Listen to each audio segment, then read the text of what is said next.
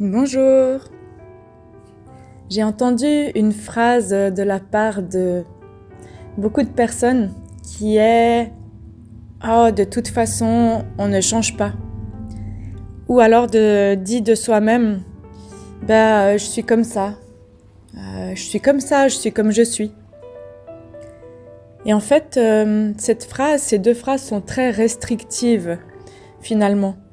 Parce que quand on pense que l'être humain, qu'une personne ne change pas, c'est restrictif dans la mesure où ça ne prend pas en compte l'expérience de vie de cet être humain, les choses qu'il a transmutées de ses expériences, qu'il en a apprises, les leçons qu'il en a tirées, ce qu'il a essayé ou pas d'en faire différemment. Mais les années passent et finalement, les personnes apprennent au contact des autres, de l'expérience de la vie. Elles évoluent, elles se posent des questions, elles vivent des choses. On est des êtres de mouvement, on est des êtres d'évolution et notre cerveau se restructure au contact de ce qu'on vit. L'épigénétique montre qu'on se restructure au niveau du corps, au contact de ce qu'on vit.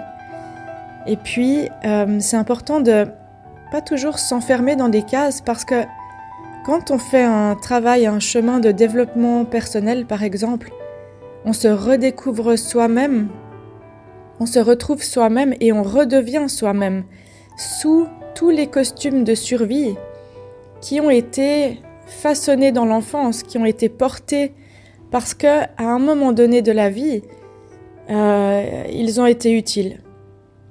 Finalement, j'arrive à un moment donné où dans la relation, c'est la même chose. Si je dis de mon ou ma partenaire, il est comme ça, elle est comme ça, je l'enferme dans une case et je l'empêche d'évoluer, je l'empêche de grandir et je m'empêche surtout moi de redécouvrir l'autre à chaque fois.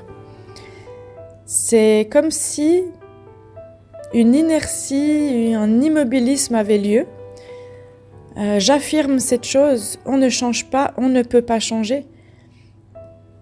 Alors, je vous invite à regarder en arrière et voir les 6 mois passés, l'année passée, les 3 ans passés, tout ce qui a évolué dans votre vie, au niveau peut-être de votre travail, peut-être de vos amitiés, peut-être de votre relation, et de faire la liste de tout ce qui a bougé, changé, évolué, tout ce qui a été en mouvement.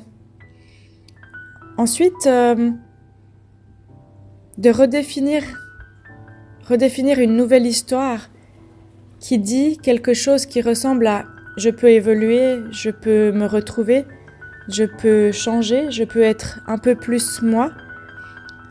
Et puis, je me libère en faisant ça. Je me libère aussi des personnes autour de moi, dans mon entourage, la famille, peut-être les collègues, peut-être d'autres personnes qui m'enferment dans la même case et qui m'empêchent de libérer des parties de moi qui me rendent vivante, qui me rendent bien, qui me rendent dans la joie. Et c'est comme si ce nuage de négativité qui me laisse au même endroit, je l'évapore. Je vous donne un exemple. Si je grandis avec une phrase de la part de mes parents qui dit en permanence pendant des années « Oh, de toute façon, toi, t'as 2 pieds gauches, t'es maladroit ». Je vais grandir avec l'idée que j'ai 2 pieds gauches, que je suis maladroit. Et c'est comme si je restais enfermée dans cette case. Alors que finalement, si je prends des cours de danse, des cours de rythmique, et que je découvre que j'ai vraiment du talent et de la joie à le faire, je retrouve des parties de moi.